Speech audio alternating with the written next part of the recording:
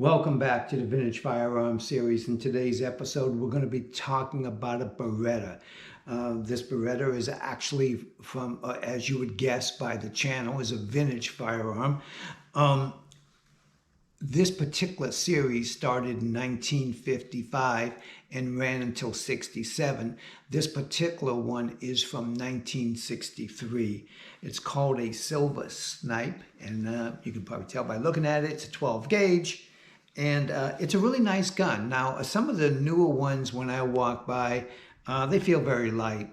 And I don't like the way they open and close. Is that because they're brand new and they're made out of alloys and stuff? It's just not, it's not vintage. I know that. And this one isn't 100% either. I mean, it's some kind of a compromise though. I picked it up off a friend of mine who had got it from a friend of his a lot of years ago. I believe I am the third owner. It's a nice gun. I really like it. It's got some unusual features about it. Somebody used it for trap. I mean, the first owner used it for trap. And is it a good gun for trap? Well, it's a controversial gun for trap. I will tell you that much. We can look at this real quick here. And we will see that this is a full and a full. Okay, so from that sense, it's a bit controversial because most people aren't going to shoot with a full. I mean, but like my feeling on it though is like, hey, you know, you shoot with a full. Okay, that's the way I do everything. I love full. I do shoot other guns that are not full. Many of the guns I have in my collection are not full choke. Sometimes a full choke isn't what you think it is. A manufacturer will call something a full choke. Unless you get a gauge on it, you really don't know what it is. Okay, now, a couple of things about this gun that are kind of interesting, and one thing that I personally have never had in my collection, and that's a single trigger, but it's a progressional trigger. And by that I mean you go with your first chamber, and then you automatically, it goes to the second. Now this is not new, it's been around forever and a day, but it is controversial for me because it's not the way I think. Can I use a gun like this? Will I be successful? What are the advantages? What are the disadvantages? I think I understand those. With a, say for instance, a traditional two trigger side by side or something along those lines, you go ahead and you can put two different loads in, okay? So you have like maybe, I don't know what you're looking for, but let's just say, for instance, for the sake of discussion, you have an 8-shot, because you don't want to pulverize something. I mean, if you're going to, you know, if you're going to shoot at something, you want to be successful. And I'm not a hunter in a sense where I go out and hunt big game or anything like that, but I do like walking through the woods. That's a fact. Okay, and so if you have a double trigger, you would put, like, say for instance you got 8-shot and it's 12 gauge. I mean, my gosh, you're going to pulverize some stuff pretty bad if you go with too heavy a shot. So if you go with 8-shot, then that's probably pretty decent, up to around 100 feet. You could get longer. You know, I've gone a lot longer than that. But if I had a side-by-side with a double trigger, and I would just load up my second chamber with maybe a turkey shot, okay? And this is chambered at 2 3/4. I wish it was 3, but it's 2 3/4, so we have to stay to that. So I can probably go at least up to 150, 60 linear feet with a turkey load. So I would just take my finger on the back trigger if it had it, and then I would be successful. Well, I can't do that unless I break down the gun here. And then one thing about it kind of annoys me is you got to pull it down to get it out. I mean, when you open it up, the shell will not come out. It'll hit here. And I've seen that in other over-unders too. And it's something that, you know, to me is just, I wish it didn't do it. Okay, so anyways, I would have to pull it down, pull out, take out the other one, swap them, and then be all set. Then I would load it up and I'd have my correct shot. I can tell you from personal experience that you've just lost your target, okay? Statistically, you've lost your target. They see you messing around over there. They become aware of you. They get spooked. They're gone. Okay, so let's talk about how we can use this gun effectively. Well, the way we can use this gun effectively is it has one thing about it I do like it's like the old traditional side-by-sides. You just push it up. Everything's on ready to go. You're off safe. You come back, you're on safe. Everything's on safe. So how would you shoot a target like that? Well, you'd have to do a double tap, okay? And the first one's gonna probably stun them, and the second one, will be successful. That would say you're at 150 feet. I mean, but you have to recover because you're gonna take a shot, your gun's gonna move, you gotta gain control back of your gun, and then take the second shot. So that's the scenario on that. This gun is probably, I haven't measured them out. I should probably do that, and I'll let you know. Between this and the Superposed. The Superposed to me is just, in spite of the fact that it's heavy, and in spite of everything, I mean, I just like it. Okay, and the Superposed on the trigger is a bit more complicated as far as the safety in selection. Now, you could select on the Superposed, and the way you do that, well, here, first of all, let's go ahead and show you this one. You would just go, if you were ready to fire, you just push it up, right? And then down, and then it would go in the order that the gun was your primary, then your secondary. Let me show you how that would work on a Superposed.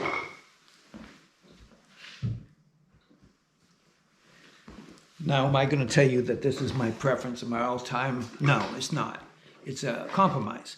But I do like this gun, and I probably like it better because you will get enough time to go ahead and reselect, in my opinion, most of the time. Okay, so the way it would work here is you would go ahead and take this, okay, and go over and then up, or go from that bore to the other one and then go up. And so then you're off safety, of course, when you're up. This is a Superposed from 1955.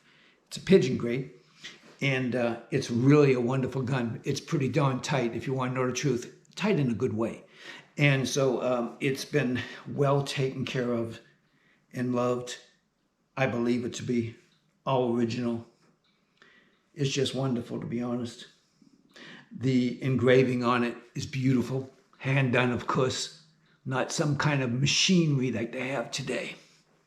Let's look at the top. We're talking about the Beretta.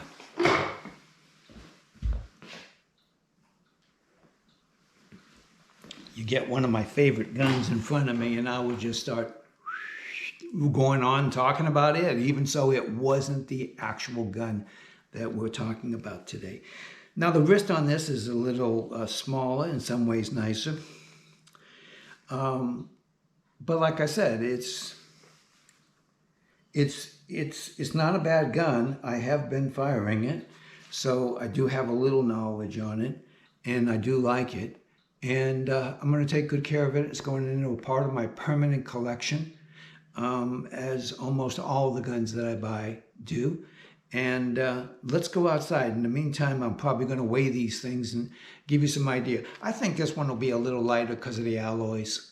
I think the other one is a little better because it doesn't have the alloys. Sorry. Superposed. John Browning, I love you, man. If you were around today, you'd be creating some wonderful stuff. I know you would. So in any case, not a bad gun, a gun that I plan on using. It's just that I have to compare it to what it's copying, and it's copying a Superposed. I'm sorry, nobody else is going to say that, but I'm going to tell you the truth. If somebody wants to debate it with me, fine, I'm willing to do that. But if you look at the way it works internally, it's exactly like a Superposed. And they came out, as I mentioned earlier, they were designed in Between 1923 and 26, when John Browning died, Val took it over, his son, and he finished it and came out with it in 1931. And it's been a wonderful gun, well loved, by the way. But this one here, it's just like I say, I don't know. I would have loved to have seen what John Browning would do with today's everything. I'm sure he would be creating masterpieces, as he had so many times in his lifetime.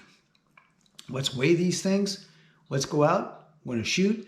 We're going to do a double tap on this, okay? And so we'll see how it's going. We'll see how successful and how quickly I can recover to do the double tap. Because you have to remember, when you shot that first shot, you might stun them, but man, they are going to be going, okay? So you're going to have to be fast, real fast, faster than, anything else. Take it easy. We're going to see you outside in a second. Okay, my original thing was just to weigh them off screen, but I did weigh them, and I found out something so interesting it actually shocked me. Therefore, this thing is going to come in handy once again. I always flipped out that it weighs perfect with it empty. Okay, first of all, here is the Beretta from 1963.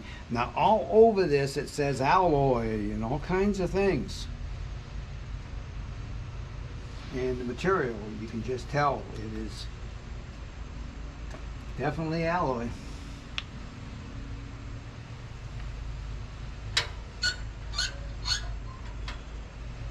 So what we're coming in is 8 pounds and a half an ounce, okay? So that's what we got, 8 pounds and a half an ounce for the Beretta from 1963. Now, we're gonna go with John Browning's gun, who they had me convinced it had to be heavier. What is it?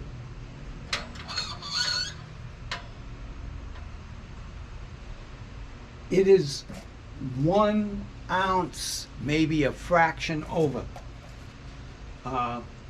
heavier. Just 1 ounce. I'm telling you, I would never make a decision over an ounce. Not when one gun felt so much better to me in hand as this one does.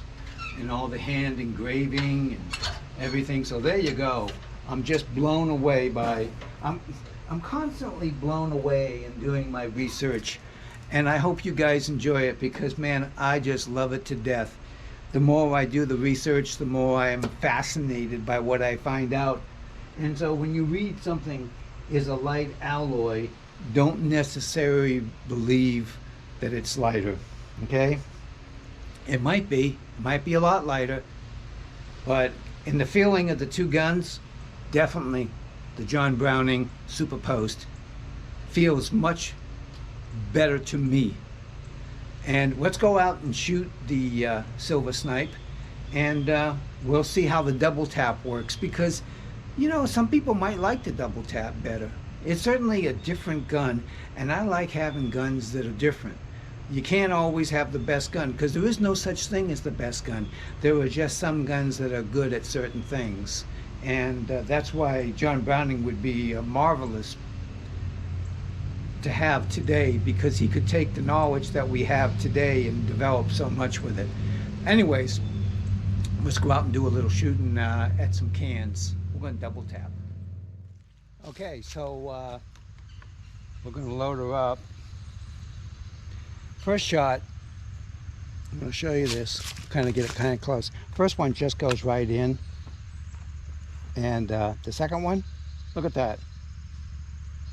Can you see that good? I hope so. And so you have to go like that. When we get back in, I'll show you how it's supposed to be. It's the small details. It's the things that you can't describe. Sometimes you can look at something and you can say, that's what I love about this gun. And sometimes I can't tell you, because I don't know. It's just something it feels when you pick up a great gun. Okay, so I'm going to attempt a double tap. We'll see how good.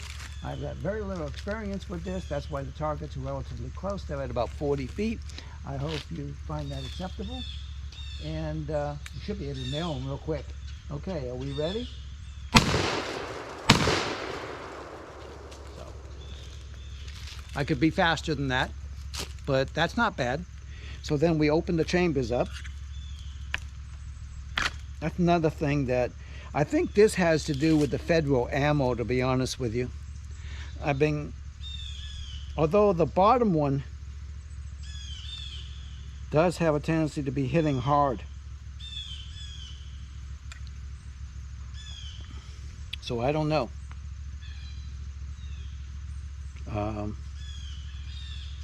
It's fine for my use.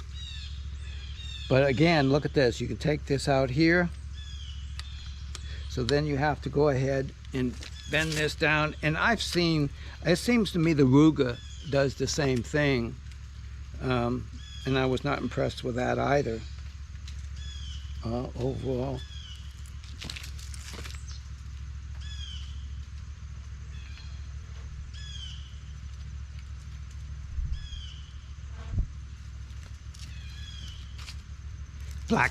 Black powder. That's the way that goes, huh? Okay, we're going to be shooting black powder pretty soon. I've got some great guns that we're going to be shooting black powder with. I've had them stacked aside for a long time, and it's about time we got them out and shot black powder with them.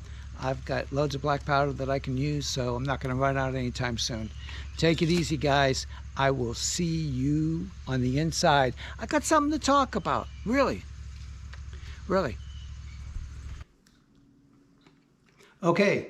We're back inside, and so again, we're going to recap a little bit. This just will not go in here. As you can see, you have to take it and push it down and to get it to come in. No idea. I have no idea why. And you know, the small little imperfections that are in the gun that you can live with.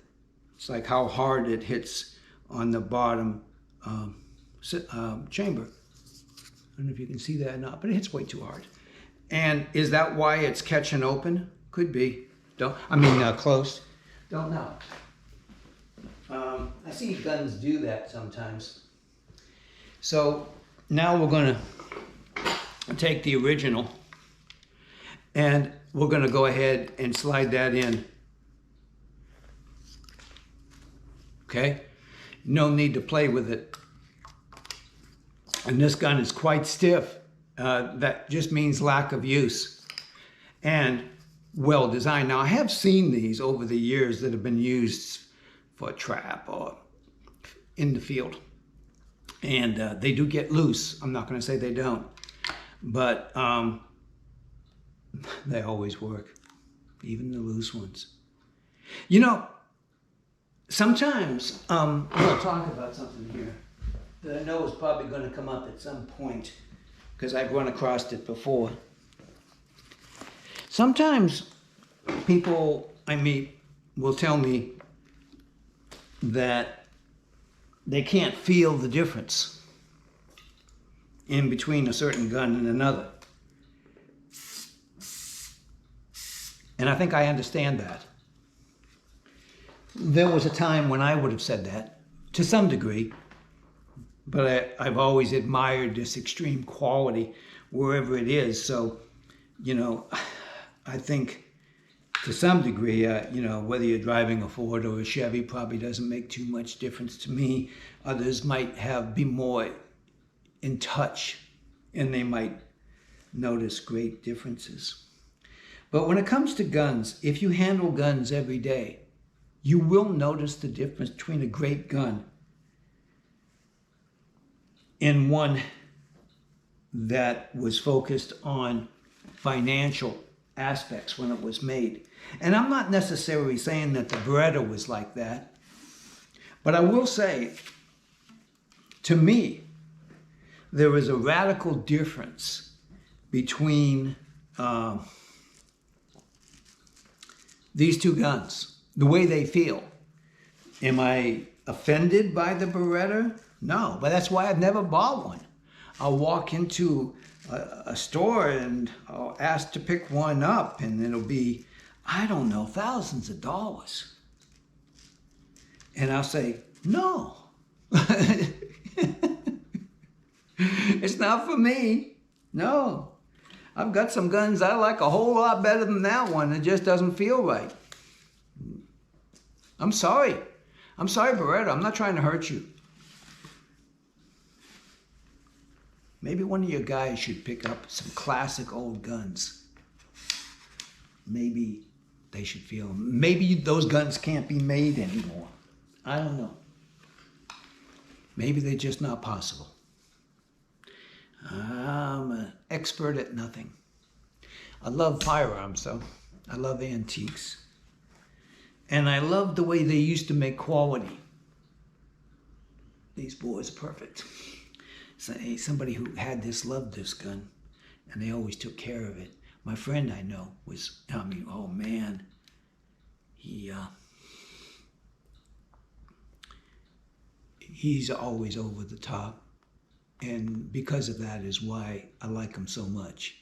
There's nothing he cares more about than firearms and machinery. So in any case, I hope you found this episode interesting. I know I have. Just doing this episode, I've learned some stuff. I learned there was a reason why I like the Superposed over every other over-under that I've ever had in my hands. There was a reason why I thought this was heavy. It wasn't this radical. I'm reading all over it. Light alloy and stuff like that. Alloy steel. Well, you'd think it'd be lighter, don't you? What the heck is it? I don't know. It's not light. Maybe somebody could write in the comments what they're talking about. Are they going after strength and durability? Well, they'd be pretty hard pressed to beat some of the classics that are well over 100 years old. You're going to tell Parker how to do it? Or you're going to tell Ithaca, Remington, Browning? You're going to tell these guys that they weren't doing a good job? I can only tell you that they've lasted well over 100 years and they're still fantastic with a few exceptions. And, we're dealing with a couple of old guns where the barrels are soft. That's Remington rolling blocks. I'm just going to be honest on that. I've got one and I don't know what's going to happen with that yet. But in any case, I hope you found this interesting. I hope you've enjoyed it. I have, and I'm thanking for you to give me the reason to make these videos. By the way, I'm also going to throw in one more thing. I told you from the get-go that Rumbles are the place to be, and I hope you'll join us over there, and I hope you're watching over there. I do want to comment that we only have less than 1/3 the subs over in Rumble, but as soon as they go up, they are the most loyal people, or maybe it's YouTube shadow banning me, you decide. I don't know. But I know that when a video goes up on YouTube, it gets 1, 2, or 3 hits in a given day, and it goes up on Rumble and it gets 60 or 70. So I'm thankful to Rumble. Thank you so much. I know I'm a tiny channel and I may never be big, and that's okay. I just love doing this, and I hope that you've enjoyed this video. Thank you so much. Thank you for coming along on this ride. If you like, you can subscribe, and if not, just drop back in and see me someday. I'd be thankful. Bye-bye now. Thank you so much. Until next time.